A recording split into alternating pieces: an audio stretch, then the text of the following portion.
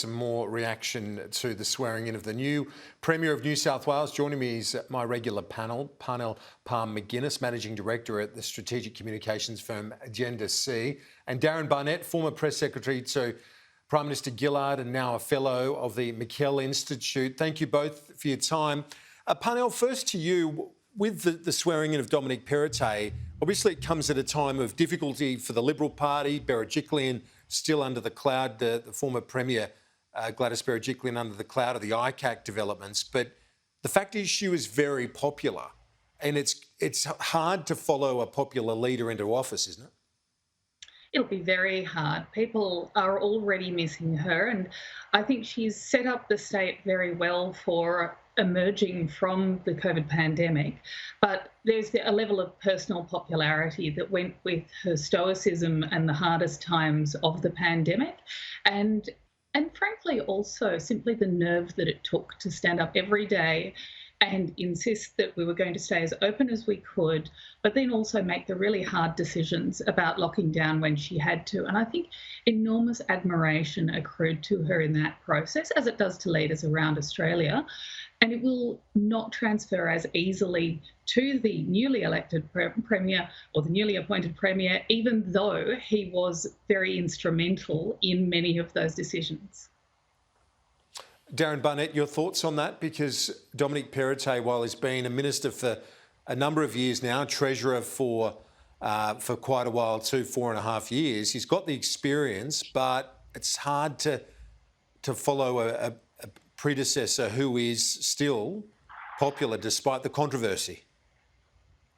They're big shoes to fill. There's no two ways about it. That Gladys had led New South Wales through the difficulties of the crisis, and frankly, her acute risk management and trying to balance keeping things open with the realities of the pandemic, she seems to have got a lot of the big calls right. And I say that as someone with a Labor background. I think a lot of people in New South Wales were very comfortable with the way that Gladys had handled the crisis. Now, obviously, Mr Perrottet has been part of the crisis cabinet. The health minister is still in place. The chief health officer is still in place. But people will miss the familiar face that Gladys provided, and it will take some getting used to. And obviously, if case numbers do go up again, or if regions do go into lockdown, familiarity is actually a really important part of communication from government. So having a new face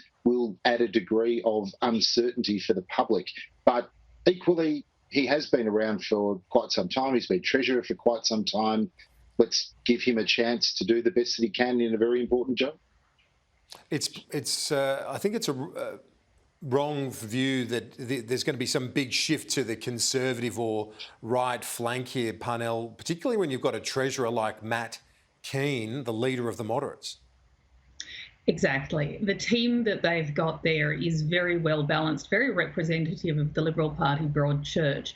And the fact that they've worked together in the past so well indicates that they will continue to do so in the future. I don't think that there is anything to fear from a turn to the right in this government. In fact, I think that Perrottet has a really strong sense of mission, which is brought to him by his religion, but manifests in things which are secular and which everybody cares about, such as the strength of family, making things easier for families to work and balance home life, and generally making the state a stronger place. So I think that this fear of his religion is really misplaced and a bit hysterical, and probably will play against Labor if any parts of Labor choose to pick that up. Certainly Chris Minns shows no sign of wanting to take him on that ground.